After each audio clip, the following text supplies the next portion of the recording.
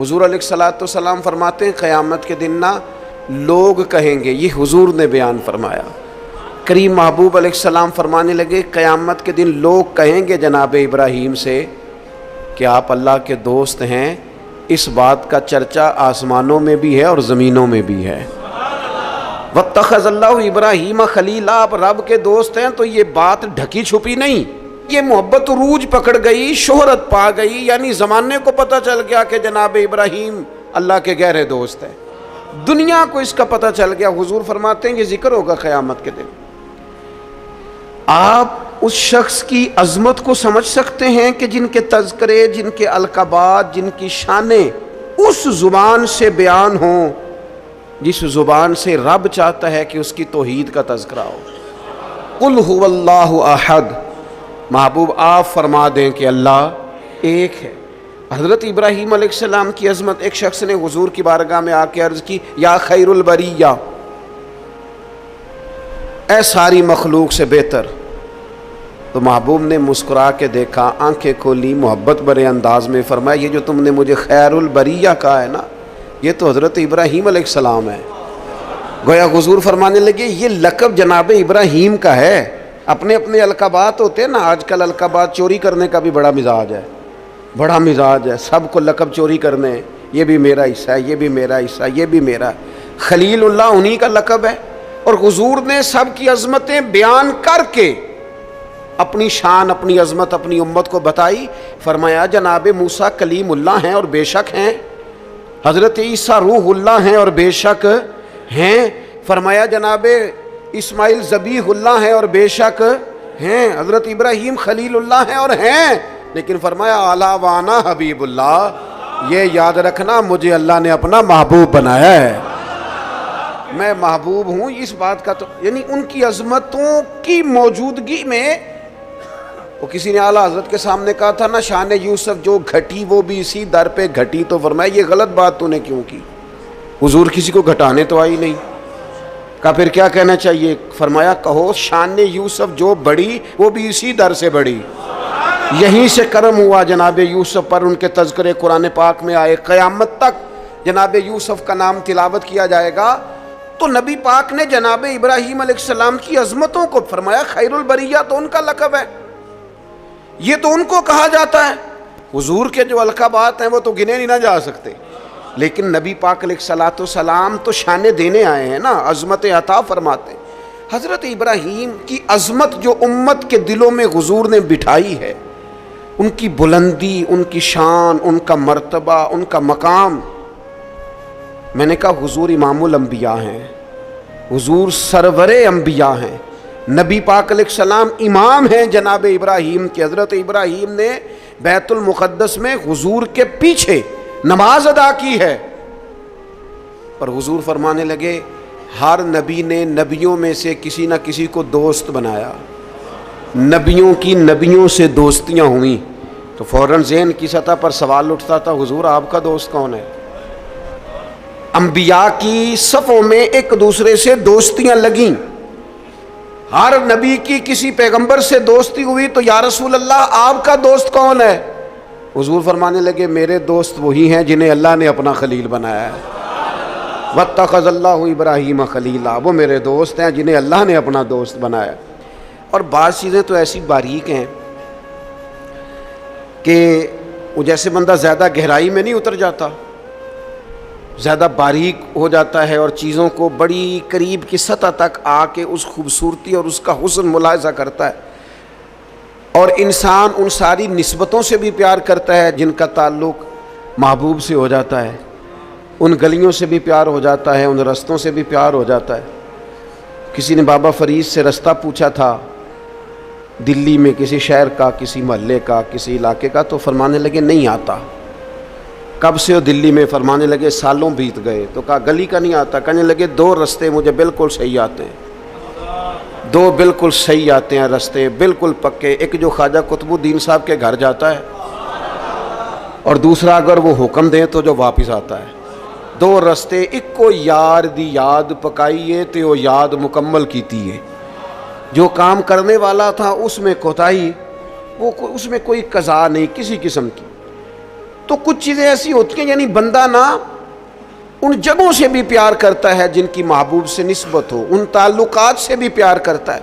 ہمارے ہاں لوگ یہ کام نہیں کرتے، ہمارے ہاں لوگ فرد واحد سے محبت کرتے ہیں، نسبتوں کو چھوڑ جاتے ہیں۔ ہم سادے لوگ ہیں نا، تو ایک دفعہ ایک بزرگ اور ہمارے عزیزوں میں سے ہی اور ان کی اہلیہ دونوں میاں بیوی بوڑھے تھے، تو اپنے داماد کی کچھ شکایتیں اور کچھ دکھ بیان کر رہے تھے، تو دکھ بیان کرتے کرتے کہہ رہے تھے منڈا بڑا چنگا ہے، کر دے نہیں سو ٹھیک، منڈا بالکل ٹھیک ہے، ماں سکھاندی ہے، باپ غلط گائیڈ کرتا ہے، کو تھوڑا جا نقص پہنا پائیاں چ بھی ہے۔ تو میں ان کی باتیں سن کے ہنس پڑا، تو مجھے کہنے لگے آپ کیوں ہنس رہے ہیں؟ میں نے کہا جی بات ہے نا، نہ جس کی ماں ٹھیک، نہ جس کا باپ ٹھیک، نہ جس کے وہ خود کیسے ٹھیک ہو گیا؟ یہ انوکھی بات ہے کہ اس سے تعلق رکھنے والی کوئی شے ٹھیک نہیں۔ اور میں نے کہا وہ بھی اسی طرح کا ہی ہے، بس آپ اس کی خطائیں چشم پوشی کر رہے ہیں کیونکہ نبھا کرنا ہے نا، اور باقیوں سے آپ توڑنا چاہ رہے ہیں۔ یوں نہ کریں، جو ٹھیک ہوتا ہے اس کی نسبتیں بھی تقریباً، اور اگر کوتاہیاں ہوتی ہیں تو پھر کم و بیش کوتاہیاں بھی ہوتی ہی ہیں۔ ہمیں سمجھنا ہے اس بات کو کہ نسبت جو ہو نا، نسبت اس کا بھی اگر محبوب سے پیار ہے تو محبوب کی اولاد پاک سے بھی پیار، اگر حضور سے پیار تو جو حضور کی گلیوں میں محبوب کے ساتھ چلتے تھے صحابہ ان سے بھی پیار، اگر محبوب سے پیار تو پھر حضور کو مکے سے پیار تو ہمیں بھی مکے سے پیار، اگر محبوب سے پیار تو نبی پاک کو شہر مدینہ سے محبت تو ہماری مدینے پہ جانے بھی قربان، اور اگر حضور علیہ السلام کو مسواک پیاری تو ہمیں بھی پیاری، حضور کو داڑھی شریف سے محبت تو ہمیں بھی بڑی محبت، نبی پاک کو کتاب و سنت کی تعلیمات کے ابلاغ سے شغف تو ہم زندگی لٹا دیں گے اسی کام میں۔ جو چیز حضور کو پیاری، نسبتوں کا جو منج ہونا چاہیے، جو انسان کے دل میں قدر ہونی چاہیے، اس سے کبھی کوتاہی نہ کرے، ورنہ آہستہ آہستہ آہستہ آہستہ پھر انسان اصل سے بھی جاتا ہے۔ حضور علیہ السلام نے فرمایا چھپکلی کو مار دو، چھپکلی نظر آئے مار دو۔ حضور اس کا قصور، جانور تو بڑے گھومتے ہیں نا، اور درجنوں اور بیسیوں جانور ہیں، اور حشرات الارض ہمیں زمین پہ چلتے دکھائی دیتے ہیں، تو چھپکلی ہی کو کیوں مارے؟ تو حضور فرمانے لگے، یہ صحیح حدیث میں موجود ہے، محبوب فرمانے لگے چھپکلی کو مار دو، اس لیے کہ جب جد الانبیاء حضرت ابراہیم علیہ السلام کی آگ جلائی جا رہی تھی نا، تو یہ چھپکلی اس کو پھونکے مارتی تھی اور جلاتی تھی۔ تو جناب ابراہیم سے اگر چھپکلی بھی اختلاف کرے تو ہمیں وہ چھپکلی بھی پسند نہیں۔ حضرت ابراہیم خلیل علیہ السلام کی اللہ سے محبت، حضرت ابراہیم خلیل علیہ السلام کو اللہ نے اپنا گہرا دوست بنایا۔ آپ ان کی زندگی کو پڑھیں، قرآن پاک کے اندر جا بجا جناب ابراہیم کا تذکرہ ملے گا، اور اس کے اندر جو اللہ کی محبت چھلکتی ہے، جو اپنے مالک سے تعلق نظر آتا ہے۔ ایک بندہ مومن کی جو شان ہونی چاہیے اپنے رب کے ساتھ، اس کا جو رشتہ ہونا چاہیے، اس کی سوچیں، اس کے نظریات، اس کی قلبی کیفیات، اس کا توکل، اس کا صبر، اس کا بھروسہ، اس کی امیدیں اپنے مالک کے ساتھ کس طرح وابستہ ہونی چاہیے۔ یہ جناب ابراہیم کی زندگی سے یوں نور پھوٹتا ہے کہ بنجر دل بھی آباد ہو جاتے ہیں، بے آباد روحوں پر پھول کھلنے لگتے ہیں۔ قرآن مجید کی سورہ شعراء کے اندر حضرت ابراہیم علیہ السلام کا وہ تذکرہ ملتا ہے کہ وہ اپنے رب کے بارے میں کس طرح گفتگو کرتے ہیں، اپنے مالک کا تعارف لوگوں کو کراتے ہیں، تو کس طرح فرماتے ہیں الذی خلقنی فہو یہدین، میرا رب وہ ہے جس نے مجھے پیدا کیا اور وہی مجھے ہدایت بھی عطا کرے گا۔ خالی میرے رب نے مجھے پیدا نہیں کیا، وہ مجھے ہدایت بھی عطا کرے گا۔ والذی ہوا یطعمنی ویسقین، میرا رب وہ ہے جو مجھے کھلاتا بھی ہے اور پلاتا بھی ہے۔ وَإِذَا مَرِضْتُ فَهُوَ یشفین، فرمانے لگے جب میں بیمار ہوتا ہوں نا تو وہ مجھے شفا عطا کرتا ہے۔ یہ اللہ کرے آپ قرآن مجید کے الفاظ کی لذت محسوس کرے۔ میرا رب وہ ہے جس نے مجھے پیدا کیا، وہی مجھے ہدایت دے گا۔ میرا رب وہ ہے کہ جو مجھے کھلاتا اور پلاتا ہے۔ میرا رب وہ ہے جب میں بیمار ہوتا ہوں تو مجھے شفا دیتا ہے۔ والذی یمیتنی ثم یحیین، میرا رب وہ ہے جو میری روح قبض کرے گا، مجھے وفات دے گا، اور پھر میرا رب مجھے زندہ بھی کرے گا۔ اور فرمایا والذی اطمع ان یغفر لی خطیئتی یوم الدین. قربان جائیں، لفظ دیکھیں، عاجزی دیکھیں. اللہ کے نبی تو معصوم ہوتے ہیں، خطاؤں سے پاک ہوتے ہیں، لیکن فرمانے لگے پھر مجھے امید ہے کہ میرا رب قیامت کے دن میری خطائیں بھی معاف فرما دے گا. میرا رب قیامت کے دن میری خطائیں بھی معاف کر دے گا. یہ حضرت ابراہیم علیہ السلام اپنے مالک کا تعارف کرا رہے ہیں، تذکرہ ہو رہا ہے. سب سے پہلے ارشاد فرمایا الذی خلقنی فہو یہدین. میرا رب وہ ہے جس نے مجھے پیدا کیا اور وہی مجھے ہدایت دے گا. اللہ کریم نے نا انسان کو صرف پیدا نہیں کیا، اس کی ہدایت کا بندوبست بھی فرمایا. حضرت آدم علیہ السلام جب زمین میں تشریف لائے تو رب کریم نے فرمایا جو میری ہدایت کی پیروی کرے گا نا زمین پہ اتر جاؤ.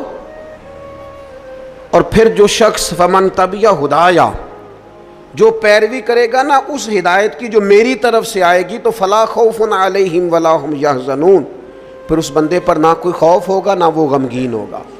اللہ کی طرف سے جو ہدایت آتی ہے، کب؟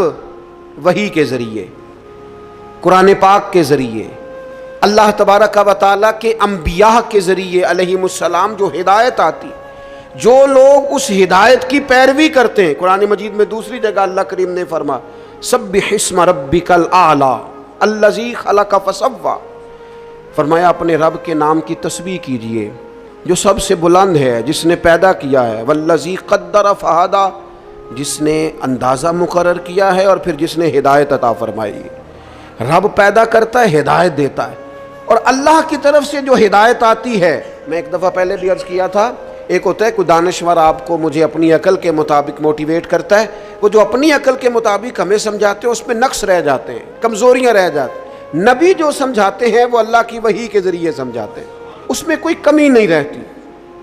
حضرت ام ایمن رضی اللہ تعالی عنہا نا بیٹھ کے رو رہی تھیں حضور علیہ السلام کے وصال ظاہری کے بعد. تو جناب ابو بکر صدیق رضی اللہ تعالیٰ عنہ اور جناب فاروق اعظم رضی اللہ تعالیٰ عنہ دونوں جناب ام ایمن کے پاس بیٹھے تھے. حضور علیہ السلام نے فرمایا یہ میری ماں ہے جناب ام ایمن، رضائی والدہ ہیں حضور کی، بڑی خدمت کی انہوں نے. وہ رو رہی ہیں. تو شیخین کریمین دونوں پاس بیٹھے تھے، فرمانے لگے اماں جی آپ کیوں روتی ہیں؟ انہوں نے کہا اس لیے رو رہی ہوں کہ نبی پاک علیہ السلام کا وصال ہو گیا. جناب ابو بکر صدیق فرمانے لگے اللہ نے تو محبوب کو بلند شانیں عطا فرمائی ہیں، حضور کی عظمتیں تو بلند سے بلند تر ہیں وصال کے بعد بھی. تو حضرت ام ایمن نے جو جملے کہے وہ بڑے سمجھنے والے ہیں. فرمانے لگی میں رو اس لیے رہی ہوں کہ حضور موجود تھے ظاہری طور پر، تو جو آسمان سے وحی آتی تھی نا وہ سلسلہ ختم ہو گیا. وہ جو اللہ کا بندوں سے رابطہ تھا، وہ جو وحی آتی تھی وہ سلسلہ منقطع ہو گیا. تو اللہ تعالیٰ اپنے بندوں کی ہدایت کا بندوبست کرتا ہے. جناب ابراہیم فرما رہے ہیں، قرآن مجید اس کا تذکرہ کر رہا ہے. ہمیں وہ ہدایت لینی چاہیے جو کتاب و سنت سے ہمیں ملتی ہے، وہ رہنما اصول لینے چاہیے جو ہمیں کتاب و سنت سے میسر آتے ہیں. ہمارے ہاں برادری کے رسم و رواج، قبائلی رسم و رواج، علاقائی ضروریات، اور پھر یہ کہ میں اب چونکہ فیشن بدل گیا، اب چونکہ حالات بدل گئے، اس تناظر میں ہم اپنی زندگی کو ترتیب دیتے ہیں. نتیجہ جو نکلتا ہے کہ زمانہ گزر گیا ہے، ہمارے حالات بہتر ہونے کو آ ہی نہیں رہے. تو حضرت ابراہیم فرماتے ہیں رب نے مجھے پیدا کیا اور میرا رب مجھے ہدایت بھی عطا فرماتا ہے. پھر فرمایا والذی ہوا یطعمنی و یسکین، میرا رب وہ ہے جو مجھے کھلاتا بھی ہے اور پلاتا بھی ہے. پلاتا کون ہے؟ یہ چونکہ بات حضرت ابراہیم کی ہے اور بیان قرآن مجید فرما رہا ہے، بات میں گہرائی بڑی ہے. فرمایا میرا رب وہ ہے جو مجھے کھلاتا بھی ہے اور پہلے تو اس نے بندوبست کیا، زمین میں اناج پیدا کیا اور پھر مختلف انواع و اقسام کی چیزیں پیدا کی. گندم بھی ہے، جوں بھی ہے، مکئی بھی ہے، جس کی طبیعت کو جو موافق ہے وہ لے سکتا ہے. ہر قسم کی چیزیں پیدا کی. اور جناب ابراہیم کہتے ہیں یہ میرا رب ہی کھلاتا پلاتا ہے. یہ ساری چیزیں پیدا کرنے کے بعد پھر بھی اگر سے دے تبھی بندہ کھا سکتا ہے. خدا نہ خواستہ منہ میں زخم ہو جائے تو بندہ کھا سکتا ہے. پکی ہوئی یہ چیز آ گئی ہے آپ کے سامنے پڑی ہے، نہیں کھا سکتے. کھائیں گے کب؟ جب رب کھلائے گا. پئیں گے کب؟ جب رب پلائے گا. سامنے چیزیں پڑی ہیں. بہترین بنی ہوئی ہے، وہ کہتا ہے میرا معدہ قبول نہیں کرتا، اب میں اس کو ہضم نہیں کر پاتا، اب میری طبیعت کے ساتھ جناب ابراہیم علیہ السلام کی باتیں، رب کی محبت میں کی ہوئی باتیں، اللہ کے پیار میں کی ہوئی باتیں، فرمانے لگے کھلاتا بھی اللہ ہے، پلاتا بھی اللہ۔ میرے نبی پاک علیہ السلام نے اس بات کو بڑا کھول کے بیان کیا جب سرور کائنات صلی اللہ علیہ وسلم نے وصلی روزے رکھے نا، مسلسل روزے، سرکار افطار نہیں کرتے، مسلسل روزہ رکھ لیتے، تو بعض صحابہ نے بھی رکھے تو ان کی طبیعت میں نکاہت آ گئی، علیل ہو گئے، تو حضور نے فرمایا تم میں میری مثل کون ہے؟ فرمایا میں تو اپنے رب کے پاس رات گزارتا ہوں، مجھے کھلا بھی دیتا ہے پلا بھی دیتا ہے، مجھے میرا رب کھلاتا پلاتا ہے، کھلاتا پلاتا رب بھی ہے، آپ یقین کریں نعمتیں جتنی مرضی ہوں، والذی ہوا یطعمنی ویسقین، جناب ابراہیم کہتے ہیں میرا رب مجھے کھلاتا ہے اور میرا رب ہی مجھے۔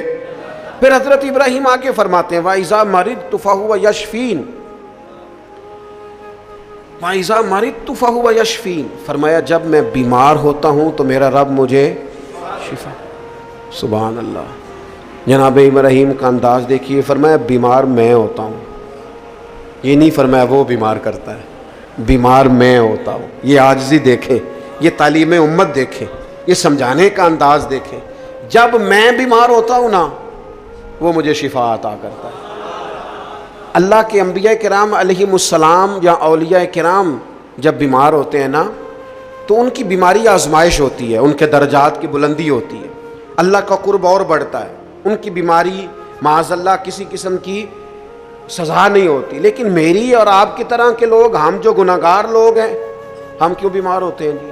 شوگر کیوں ہوتی ہے؟ زیادہ میٹھا کھایا، اپنے جسم کو آرام دہ کیا، کوئی ورزش نہیں کی، کوئی کوشش نہیں کی، کوئی جد و جہد نہیں کی۔ مومن کی زندگی اس طرح نہیں ہوتی کہ وہ ساری بستر کی نظر کر دے، وہ موبائل لے کے لیٹا ہے تو لیٹا ہی لیٹا ہے، یہ اس کی لائف نہیں ہوتی۔ مومن کی زندگی فعال ہوتی ہے، جد و جہد والی ہوتی ہے، کوشش والی ہوتی ہے، اس کے اندر ہمت اور توانائی پائی جاتی ہے۔ مومن کا کام ہے مسلسل آگے بڑھنا، کوشش کرنا۔ لیکن ہمارے ہاں اب وہ سستی، وہ روایتی آرام طلبی، اقبال کہنے لگے لہو مجھ کو رلاتی ہے جوانوں کی تن آسانی۔ تو یہ اسی طرح جو لوگ زیادہ چکنائی استعمال کرتے ہیں، وہ بد پرہیزی کرتے ہیں، زیادہ مرغ اور زیادہ مسالہ جات چیزیں استعمال کرتے ہیں تو کولیسٹرول ہو جاتا ہے، خدا نخواستہ دل کے امراض بڑھ جاتے ہیں اور بہت سارے امراض لاحق ہو جاتے ہیں۔ تو یہ ہماری جو بیماریاں ہیں نا وہ تو ہماری وجہ سے ہیں۔